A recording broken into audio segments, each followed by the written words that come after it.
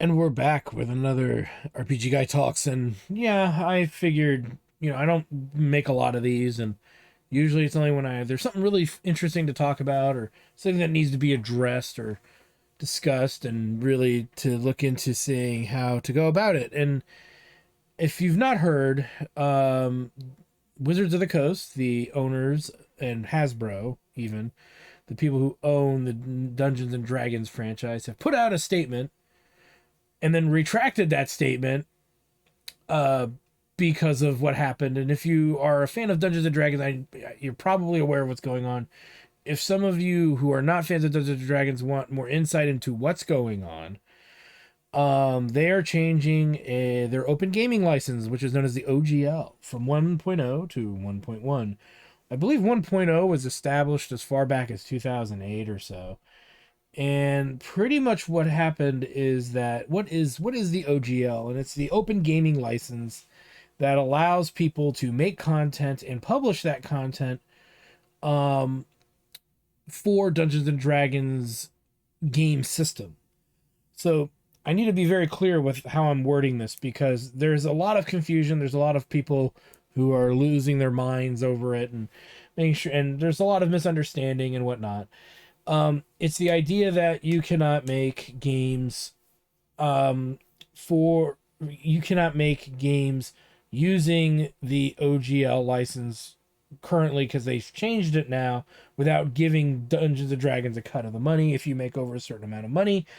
But it's more intricate than that if you read the fine print.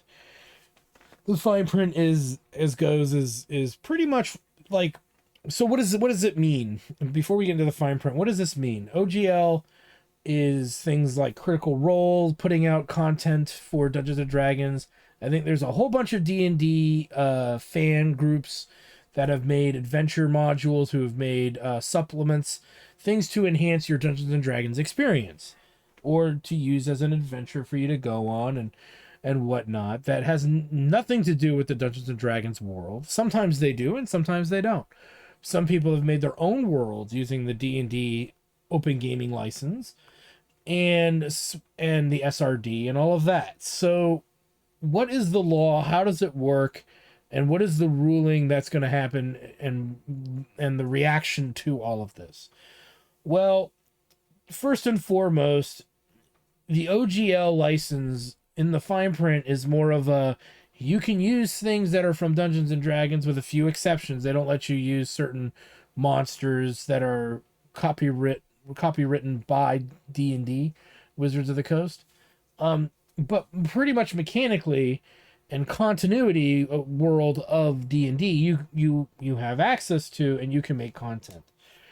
And there's a lot of jokes about the insides of that, where the D&D modules and the supplemental books don't never have done as well as the OGL community, the people who've come out and made their own books, their own source materials, because they're just pumping stuff out way faster than Dungeons and Dragons, or rather Wizards of the Coast.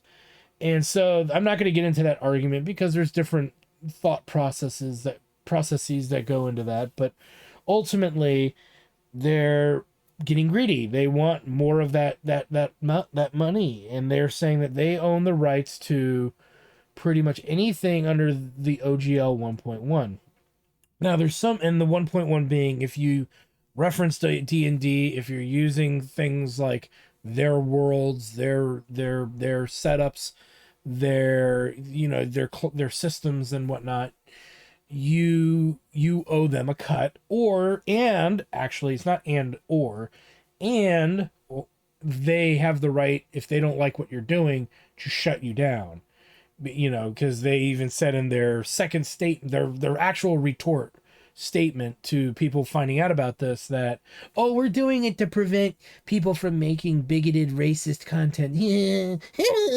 Yeah, they can go fuck themselves. That's not what it's about. That's not what it's about at all. It never was. It never is. They want some of that big fat sweaty money that other people are making off of the fan content. Now, what does that mean in the grand scheme of things? In the grand scheme of things, it is people making content thematically to Dungeons and Dragons.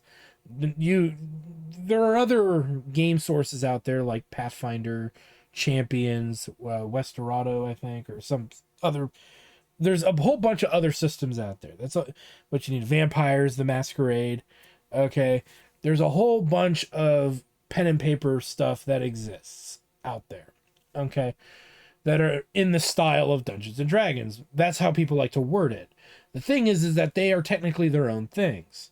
Okay, Paisao is not infringing on the rights of Dungeons and Dragons under the new OGL. They never have been.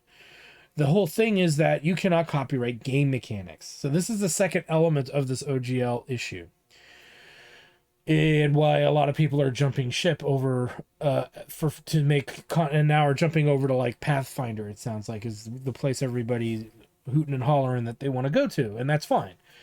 The whole point is that the open gaming license and the ideas behind it have carried Dungeons and Dragons for some time. Number one. And number two, that I believe Paisao has just released information regarding Pathfinder 2.0 being their OGL. They're making it open source pretty much for people to do with what they want. And it goes back to this argument of game mechanics. So a lot of the fan content surrounding Dungeons and Dragons does have some references to Dungeons and Dragons itself, thus why people are concerned about it. Whether you watch Critical Role or any of those other shows, they're using a lot of content from Dungeons and Dragons to make their show or to make their books that they've been wanting to release. They even released an official Dungeons and Dragons book of their own. So, interesting. But at the end of the day, none of that really matters because there's even a Rick and Morty D&D, actually, now that I'm thinking about it. But the whole point is that if I were to write a story that took place in the D&D world, but it was my own original creative story that people could enjoy and play, does Wizards of the Coast own any rights under the original OGL? They did not. Unless I used copywritten characters specifically, like any of the named characters from the novels or the stories, or any of the specialty monsters unique to Dungeons and Dragons, like the Beholder, for example, is a copywritten character. Even though I've seen that character used in other things over the years, technically it's copywritten. Mind Flayers, I believe, are copywritten as well, even though you see them in Final Fantasy, you see them in various other games over the last several decades. But the point of the matter is that that's what they're trying to do now. The conflict, well, the D&D fan base doesn't like that, and rightfully so. You know, back into whenever it was, I think it was 2008 or earlier. It was actually even earlier than that.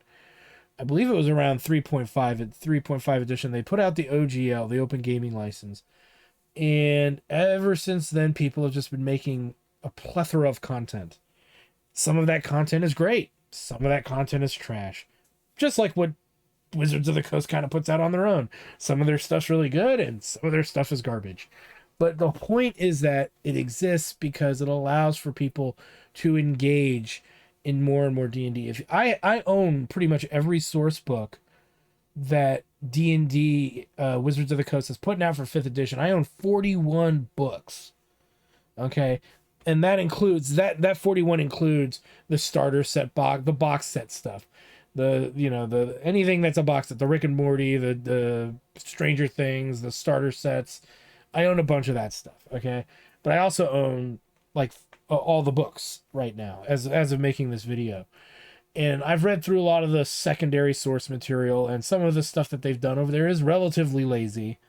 I have been very critical of some of the books for typos, continuity errors, laziness. Like, hey, Tales of Yawning Portal is just 3.5 and 4th edition adventures and 2nd edition adventures, or D&D Advanced, shoved into this book and augmented to work with 5th edition. Look at how cool we are. It's like, yeah, but you charge $50 for the book. They didn't. It was like 40 something, but still, it's a lot of money. And for a book that's just rehashing old adventures. And then they've done it, I think, 3 times. I want to say Ghosts of Saltmarsh. I don't remember if Candlekeep Mysteries is that way too. Part of me believes that it is, but I could be wrong. But I mean, it's like, okay, so they redid that. They did Curse of Strahd, which a lot of people like, but that's just Return to Castle Ravenloft. They're repeating a lot of the adventures that have already been written over the last 20 years. And then they put out new stuff that I have yet to get to, but it looks like it might be interesting. So I'm not gonna bash that until later. But like my D&D group, we do a live stream of our stuff. We've done Horde of the Dragon Queen, and I've bashed Wizards of the Coast pretty hard in that for all the typos, errors, overcomplicating of events, drawing things out longer than it needs to be, and filling itself with a lot of horse shit. And if that's a sample, and now we're playing Rise of Tiamat, and there's a little bit of it in there. It's not as prominent, but it's still a little bit there. And those are early books. I'm hoping the newer stuff has been, ironed out a lot better, but we haven't gotten to that newer content yet because we're kind of late to our live streaming of our D&D stuff, and I'm still I got a soft spot for 3.5.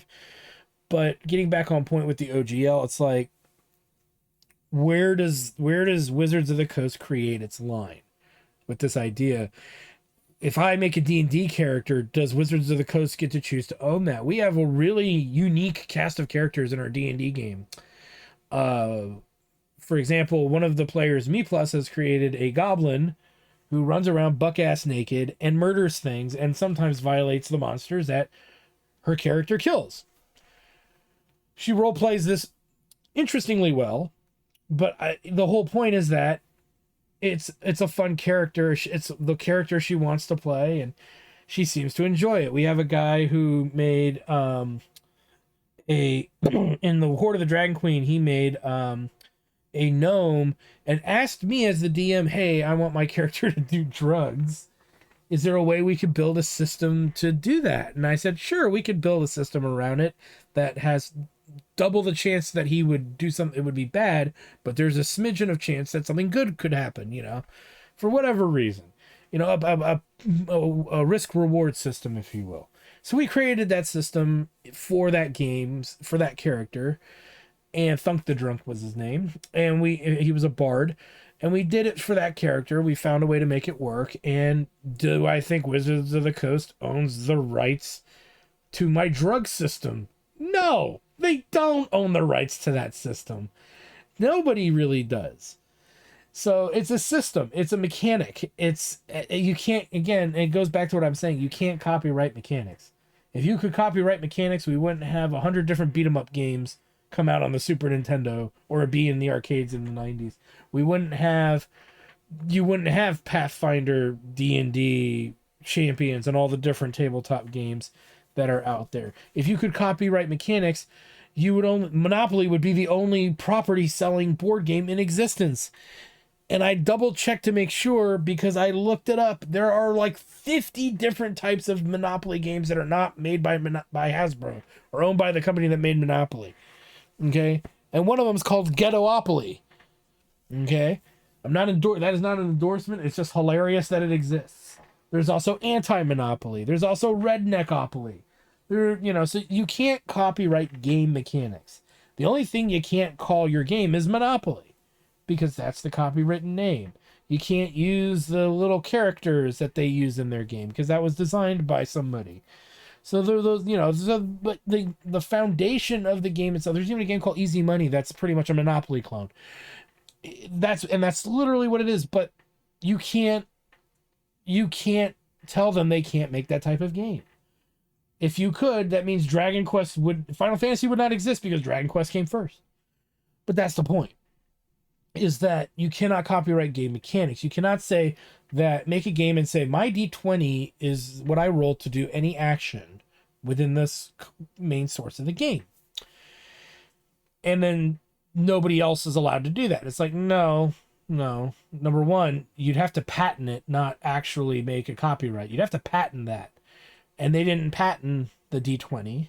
Okay, you really can't. It's number one, patenting something is an extremely long process of doing, and to be fair, it's also a servicing mechanic, meaning it allows you to roll something that's 1 through 20 for a result, meaning that you can't really copyright or patent the dice design. Okay, that's just a thing you can't really do. You can patent the way you make that dice, the method in which the device you use to make that dice, but the dice and the function itself, you can't copyright. It's like when Apple tried to sue Samsung, I think, over the lock screen concept. You can't really do that. You can copyright the code, but you can't copyright the function itself. Okay, it's the same thing here. You can't copyright the mechanic. And so Wizards of the Coast OGL 1.1 had things in it that worded it like that was a threat against that. I don't think it was, and if it was, the people over at Wizards of the Coast are dumber than imagined. But I do think it's more about them making a profit off of people world building off of their world. And in all honesty, if you could, many of these fan-made things could remove the D&D references entirely. Oh, instead of Faerun, it's going to be Fartoon, or Ismalda, or whatever. You can just name it whatever you want. Barflandia, and you change some of the references in it, but they can't copyright goblins. They can't copyright certain types of creatures like wargs and somebody tried to tell me they copyright orcs. You can't copyright orcs. You can't copyright dragons. You can't copyright dungeons. So again, there's a lot of things that they can't make claim to. But the OGL was kind of this idea that, well, if these things connect, you're doing, and really it's doing it for the popularity of D&D. Okay, think of it like that too. It's to increase the popularity of Dungeons and Dragons. Look at all this content you can get, not just from Dungeons and Dragons, but from all these other gaming publishers who have made supplements for it. That means that D&D makes it huge and bigger than it ever could be. And to me, that's a good thing. To other people, they don't like that. Specifically the lawyers over at Wizards of the Coast, and the business people, because they want that money now. It's become a multi-million, if not billion-dollar industry over the last 10, 15 years. You can blame it on whoever you want. People like Critical Role are being praised as the revivers of D&D, which is a load of crap. They're not. All you have to know is that 4th edition was pretty shitty. There are people who legitimately like 4th edition, but as a DM and as a guy who played advanced D&D, which is pretty much 2nd edition, I've played 3rd edition, 3.5. I've played a little bit of 4, hated it, and then didn't play much for a while, except 3.5. But when 5th edition came out, it was okay. 5th edition has its issues, like money. There's not, oh, look at all this treasure we're finding in these modules. Well, what can I spend it on? Hookers and blow? Well, you got to find those two things, and maybe you could, but you have so much gold and money to be found, it's absurd. There's a lot of mechanical things that just don't work in 5th edition that worked perfectly in 3.5, but 3.5 is more cumbersome to the players and to the DM. That's true.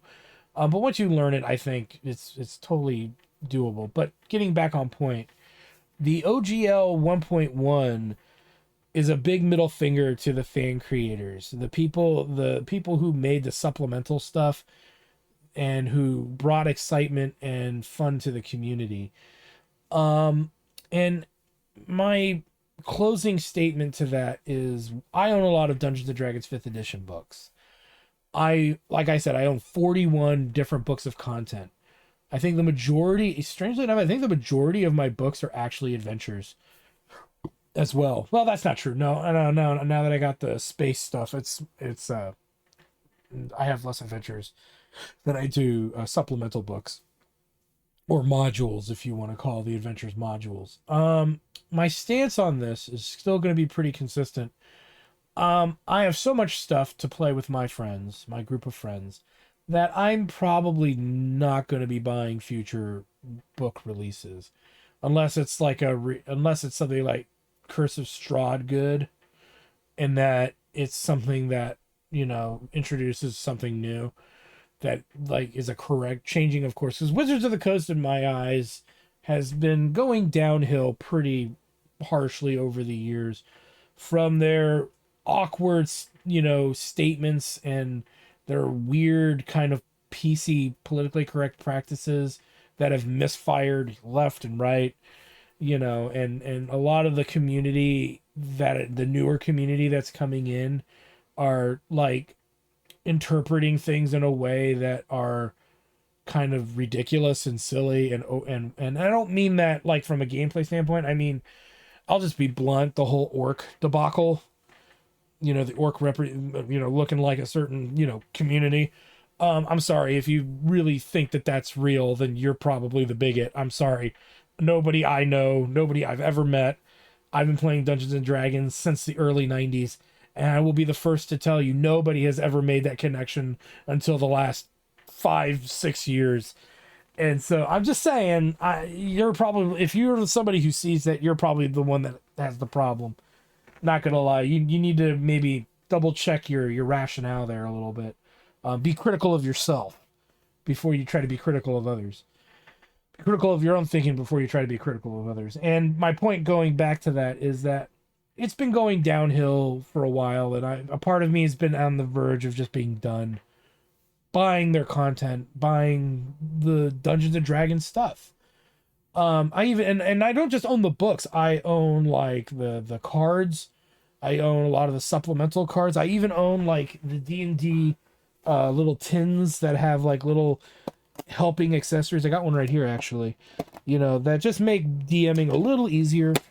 And I like a lot of that stuff, but I also know when not to support a company that's, going too far in a bad direction. And I supported Giant Lands when it came out, which was made by a couple of people, including Gary Gygax's son. And Giant Lands was like lambasted over at one of the gaming cons when it first came out by a bunch of jackoffs, a bunch of nobodies over at Wizard of the Coast. Oh, the Giant Lands is racist. Oh, it's like, no, it's not. Did you read the book? It's just like any other game. It's just like anything else. And my stance of it is this, is that there are lots of pen and paper games. The people at Wizards of the Coast must think they're the only fucking one out there. And maybe with the big rise in popularity and, of things like Critical Role and all these other people talking about it over the years, maybe that's what has given them the hype, the false sense of hype. Whereas Dungeons and Dragons predates video games pretty much, almost. If you want to not include the military level Pong that existed. I mean, it's been around since the 70s. There are people who grew up playing D&D back then who are still alive today and still playing Dungeons and Dragons. And these communities are full of all kinds of different people, but one of the biggest things, even over video gaming communities, some of the smartest people I've ever met in my life, strangely enough, played Dungeons and Dragons. And they're not going to take it lying down. They're not going to affiliate with it because they know they can go over to things like Pathfinder, Champions, I forget whatever there's a Western themed one. And there's people making new game systems all the time. There's people making new pen and paper games all the time. And that's the thing that Wizards of the Coast and Hasbro don't understand, is that there are other places people can go. And I even think I saw a meme recently that Critical Role started playing with Pathfinder. So it'd be funny if they went back to it. So, jokes aside, my stance on it is that they shot themselves in the foot. They're going to have to find a way to make it up to the fan base, and I don't think that they can. They've burnt so many bridges over the years, and I'd say over the last 5 or 6 years. It hasn't even been that long, but they've burnt that many bridges with people by saying they're terrible for doing certain play practices and creating certain mentalities. This is like the nail in the coffin. Now, are they going to disappear and go away? No, I think 5th edition will continue course. I think people will still play it. I think people will still endorse it. But they're making a 6th edition already. And their plan for 6th edition is probably going to be OGL 1.1. They're going to make it so you can't... They're going to protect everything affiliated with that. and going forward and try to profit more from what their claim to content is. But my stance has been 5th edition's D&D next 5th edition has been out for quite a while now, and to only have maybe, and if I'm excluding the Tales of Yawning Portal and the Ghosts of Saltmarsh, because again they came from other books, but they came from pre-existing versions. But if you take the starter set stories, you take the books that are new to the D&D world and not just rehashings, though I will throw in Curse of Strahd and whatnot, and a couple of the other ones that are kind of mildly similar to older stories, but the ones that are straight out rip outs of previous ones, not a chance. But those adventures that are just retellings of the other stories, there's very few. They almost seem to put out maybe 1 or 2 a year, and that's just not enough for the community. You have people who play D&D fucking 5 hours, in 6-hour sessions once a week, every week, sometimes twice a week. Some people play 3 times a week that long. Okay, you're not going to satiate the community with the amount of material that they've been putting out. And so now to lash out at that community per se and take away the materials that other people could play with is kind of, I hate to use this word because I guess maybe I just feel too old, but it's pretty cringe. It's definitely a fucked up thing to do. And again, it keeps and it's a community of people, the D&D fan base who has made the fan content is a community of people who have helped keep Dungeons and Dragons relevant and alive for a long time, since third edition pretty much. 3.5, even as far back as 2nd edition. They've been keeping Dungeons and Dragons alive. And to have the ego or the chip on your shoulder to think that you should now start monetizing stuff further than you already have, because they have D&D Beyond. They've got a place where you can sell D&D adventures through them, and they take a cut. Okay? Unless you go through self-publication, there's a way that they can get a cut. And they'll help you publish and all of that too. But my point of the matter is that for them to literally say, hey, we made this, you didn't, even though you did, because they can do that. They can rebrand it. The 1.1 is kind of fucked up. They can rebrand it and exclude you from it. And they can change it. So if they do put things in it, you put stuff in it that they don't like, but they like your overall premise, they can take it. And as a person who's an individual who has made Dungeons and Dragons adventures, and hell, I've even sold a couple for 3.5 on things like Drive-Thru RPG and stuff, I'll be the first to tell you that came out of my noggin, not out of theirs. And I don't even reference the original Dungeons and Dragons stuff in either of my adventures at all that I've put out with me and a couple of people I used to play D&D with. So there is a contingency where there isn't, not a contingency, there is a element here that they have not addressed in any of their statements, and it's not addressed in their OGL 1.1 that was leaked. And the funny thing is they're backpedaling on it pretty hard, because they just are. Now, what caused this? There's a lot of speculation. There was the new CEO or FTO or whatever came from Microsoft over to Wizards of the Coast, is the one that's promoting this idea and trying to bankroll it and get it going. Not bankroll it, but get it going. And whoever that is, some say it's this lady that got kind of shit canned from Microsoft. I don't know if that's true or not. I don't care who it is. It's a terrible idea. They should be ashamed and ridiculed and mocked, and probably no longer at Wizards of the Coast for presenting such a shit idea. And yeah, my support for Dungeons and Dragons is probably going to stop monetarily. Our group, chairman of the board group that does our D&D stuff, we're going to continue to play D&D in the way that we play it, and continue forward doing what we do. I have no interest in 6th edition unless it's a complete fix of everything wrong with 5th edition and it goes a step further. But I'm kind of not that trusting of Dungeons and Dragons. My same feeling for Square Enix content as of late. I don't really trust them to make good content anymore. And Dungeons and Dragons and Wizards of the Coast, I don't expect them to be making good decisions going forward. And to be affiliated with those decisions, or to be in support of those decisions, that stops today. So I'm going to continue to play Dungeons and Dragons, and when we play through everything we have here, we'll go and maybe do some 3.5 stuff.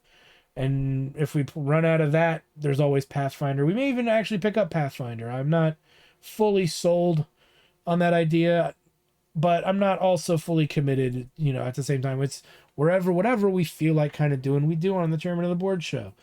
And from playing board games to pen and paper games. But I am making my statement, my opinion on this matter, that I know I didn't cover everything, but there's too much to cover. But the bottom line is that OGL 1.1 is a mistake. It's bad business. It's a big middle finger to the D&D community. And major support from me is probably going to start to slow down, if not entirely stop. As someone who's bought all the books, bought all of the decks of cards that help play the game more easily. As someone who's invested a lot into Dungeons and Dragons, just because I'm a fan of reading those books. I love reading the source books. I love reading the supplemental books. I love having all of that and reading about the monsters and stuff. Even if we don't play the game as often as I would like, I will tell you for a fact that I support the ideas behind what D&D has always been. And this kind of company decision, I will maybe start researching and seeking and learning another system, probably Pathfinder. And if people are asking what should we do, go learn Pathfinder. I've played first edition Pathfinder. It is similar to Dungeons and Dragons. So if you're as a DM, you don't have to completely relearn the game. Like you're not learning a system that is not identical to each other. You're learning a system that's like a little bit more streamlined. It's not as complicated, but in the same breath, there's a lot of more room for interpretation. So that was my understanding of 1.0. Now 2.0 I've never looked at. But I would assume that's going to be a consistency going from D&D to Pathfinder 2.0. So that's my recommendation. If you want to do superhero pen and paper stuff, check out Champions. I believe that's open source now, or you could buy the source book. They even have a software you can download to help you make characters, I think. And there's even some fan-made ones and whatnot. But, I'm probably done buying Dungeons and Dragons based content going forward, unless it's something that's out prior to this decision, like these little Dungeons and Dragons token sets. Maybe I might buy some more of those just so I have them, but I don't foresee myself in the future spending a lot of more money on their books. I've got so many books to last freaking at least 5 years of consistent gameplay. And that's probably not even that. We could probably get through it faster than that if we played every week. But my idea going forward is to start looking at other game systems, and start making some other considerations going forward. So with that said, I want to thank you guys for stopping by. Like, comment, subscribe, all that good stuff. Check out my Twitch channel at twitch.tv/JackTurd Studios for more live gaming action. And definitely leave your opinions about OGL 1.1 in the comments. I many of you know I read those comments, and I usually will respond to comments that are thoughtful and are well articulated, even ones that are just blunt and funny, but I understand what you're saying. All those things work. And I hope to see you guys at a Chairman of the Board show. Thanks for stopping by, guys, and we'll see you guys next time.